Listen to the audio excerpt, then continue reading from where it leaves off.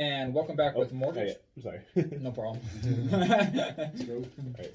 Now you're good. Okay, perfect. And welcome back to Mortgage Talk with loan originator Robert Bulmer, NMLS number 322918, and myself, Bobby Bulmer, NMLS number 2060902. We are back with Mr. Raymond Aquino and diving even deeper into his story and how he accumulated so many properties, realistically coming from nothing, right? Yes, good morning or good afternoon, good evening, everyone, wherever you're at. Hi, Bobby. Hi, Robert. Yes, so basically from nothing, growing up in a family of 13 and two bedroom, one bath, right, to the level we're at now, I basically started from nothing, Bobby, correct? Yeah. So when you were there, when obviously we're saying nothing because that's when before you started investing, saving, and being smart with your finances. When you started from that point, how did you save money? How did you put money aside? Because I'm not sure if you were paycheck to paycheck or if you were surviving. What did you do to put that money aside so you could start? Okay, how I bought my property in 2014. That's what kicked off my investing career, I believe. I didn't know it then, but it was going to be one of my properties in the future. So that property I actually saved up with a 10% deduction per paycheck through my job, and this was investing in the company stocks. So the max that we can invest was 10% in the company stocks at that time. So over time, you do not see that money come out. It basically gets taken out of your check before taxes and invested in the company stock. So it buys shares in my company automatically, and I set it up that way. So over time, it built up to about was it 18,000? Wow. And I didn't even know it, right? Yeah, you're just working, living, and all of a sudden, boom, 18 grand. Boom, and at that time I was going to be moving out of a one bedroom that I was renting, and I thought I was going to move into a two bedroom apartment. But my brother, who suggested, you know what, why don't we try to run your credit and see if you can qualify for a loan? And that's exactly what you guys do, right? Yeah, you guys yes, are loan originators. Yeah. So, and we did. We actually went to one of his buddies who was working for a company called DR Horton, and they had their own financing, and I was able to qualify through their financing and was able to buy that property in 2014. Wow, that's amazing. Obviously one property leads to another. So when you said that you started investing in your company stocks and it was 10% Taxes. before taxes, right? Yes. You could basically take that, for whoever is listening, you could take that same 10% from your income and save it. It doesn't have to be in a company stock. That's just the way Mr. Aquino was able to do it. But you take that same 10% from your paycheck and you start saving it. And you save it and save it and save it. You don't touch it. You pretend it's a safety net. And then when the time's right and the opportunity presents itself, that's when you can make the move. Yeah, I think that's a great, disciplining that was a way he disciplined himself using the tools at hand. When you're consistent and you're working, you use the tools at hand. That was, that's what, I think was great. What we're, the key is how do you stack? How do you, get that starter money, that really. buying power? Yeah. So, let's recap a little bit. I think, man, we got deep in the last episode. What did you ended up basically. We restructured your whole scenario. You went on and got some good rentals, came across deals, pulled the trigger. Rates were really, you just were dealing with the time, what you could do at the time, and you ended up pulling a lot of cash out, restructuring everything across the board. And then it was time to take it to the next level. That all gave you buying power. We talk about buying power. Yep. Everybody has really great ideas. I hear them all the time. But man, a lot of people are doing it who have some money saved up, some reserves. I think that gets us into what we talked about, what we were discussing about what we wanted to bring up was, how did you even, when you get to this level, it's not just 20% down payment.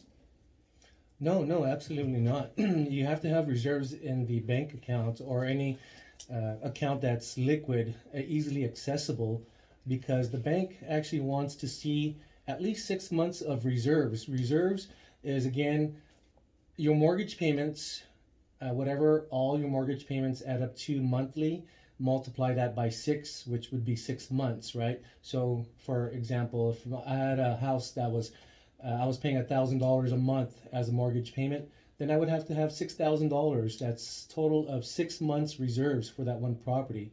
Now, as you buy each property, as you level up, you're going to have to grow that reserve in order to qualify for more loans, because that's exactly what the bank looks for, right, guys? Yep, exactly. Yeah, exactly. And that's where this is where we're getting technical with this episode, and where you're going to learn a lot. Take these notes and listen very carefully, because let's get back to the 6 months reserves. You take all the house payments, wherever you're at, you have your main house payment, a rental house payment, plus the taxes and insurance per month. So the total monthly payments, any HOAs, and then you add each one up, and then you times it or multiply it by 6 for 6 months. So you have to have that extra money sitting in a liquidable account, And liquidable means you have access to it. not cash. Number one rule, no cash allowed. Mattress money, savings, get it in the bank. Yeah. 2 months. Yeah, it has to be seasoned in the bank. So a lot of people like to take their money out and save it, and they save it in safe places. Well, time it right, get that money. It's all in the bank. So that's really, you had to factor that in. Absolutely. And not only that, I filed bankruptcy in 2009. That's when I got divorced from that Persian, quote unquote, right? Remember the last episode? Yeah, Anyways. yeah. Okay, so I filed a bankruptcy when I got divorced, and my credit, of course, was shot, right, for the first 2-3 years. Right. I couldn't qualify for anything. Now, 2009, mind you, 2014 is when I was able to qualify for that loan, and not knowing that I was going to be able to qualify, but I gave her a shot. A lot of people are scared to know the truth, but unless you go try and get financed or do your homework, you're not going to know where you stand when it comes to qualifying for loans, guys, right? That is very true. You have to inquire about it. You have to go see. You have to be that person who takes the initiative to go and see what they could do. You have to try. Yeah, let's take a second to, give our information out. I'm Robert Bomer. My NMLS number is 322918. Robert's a licensed loan originator. We're both active at FDC Mortgage. Their NMLS number is an equal housing lender. Their NMLS number is 152859. You can get a hold of Robert, myself, and Bobby. His NMLS number, what is it, Bobby?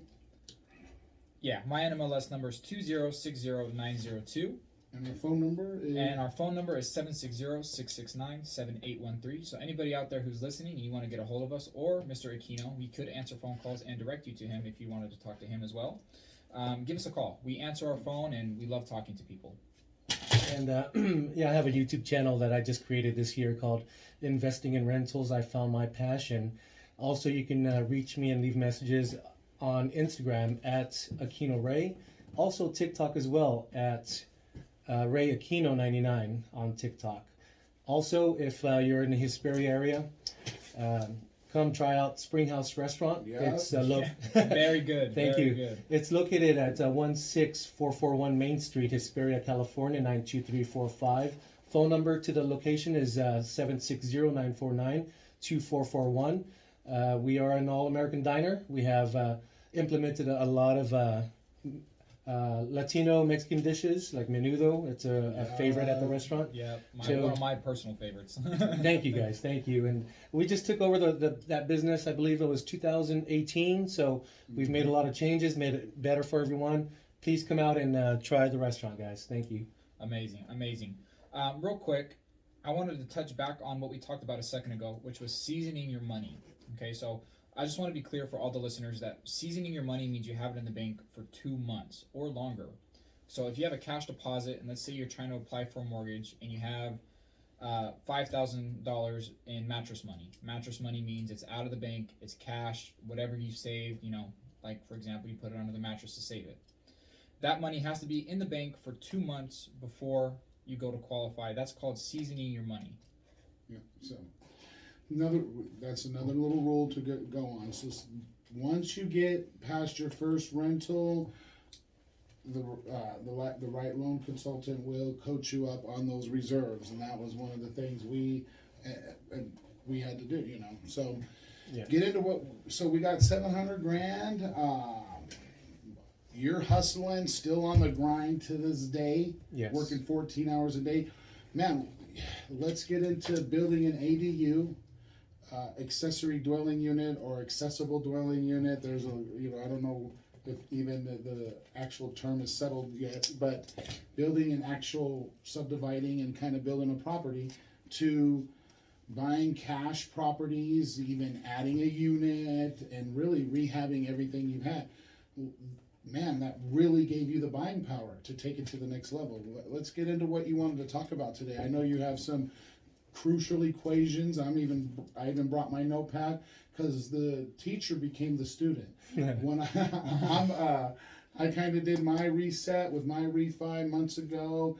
A couple deals came across. If something happens personally, you know, we're going to keep you in the loop because Bobby and I, we definitely.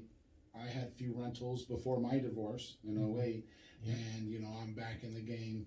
Ready, even in this market, there's ways to win. There's a win-win, and he's going to teach us kind of what he's going to and figuring out and what's been kind of working. Okay, so after that property that turned on that light bulb and motivated me to educate myself, I bought a property after that, which was the 2 houses on one property. In 2021, we closed escrow beginning of the year. I believe it was February, March time of 2021. So just to give you an example of how this purchase worked out and what the return on my investment was. So this property, okay, first let me give you a little history about this property. Owning this restaurant, it gave me the opportunity to meet a lot of individuals and become friends with a lot of interesting individuals, I should say. So my friend, his name is Paul White. God rest his soul. He passed away not too long ago, but he would always have breakfast and lunch at the restaurant. I would always sit down with him and chat. So one day I just started talking about what I do, putting myself out there, you know, buying real estate, investing in real estate, single family homes, to be exact. And he just mentioned at that point, you know what, I have a property I'm planning to sell. It's 2 houses on one lot. I live in one, and the other one I rent out.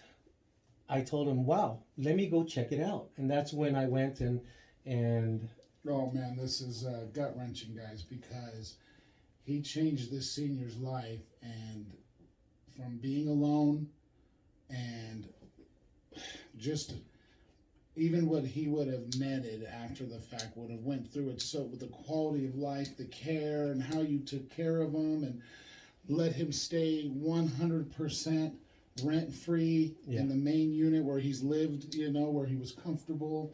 And oh man, I'm just getting Holy Spirit chills right now. Get ready to shed some tears. I know the story intimately, and you know, it gets me choked up every time I hear it because, man, you and your wife. Yes, I was going to mention her next. So my wife, she started taking care of him, and this gentleman, Paul White, didn't have a wife, didn't have any kids. The only closest family member he had lived in Orange County, and they rarely saw each other. So basically, we took him to the doctors, we got him his medication, we made sure that he was good. We took care of him, right?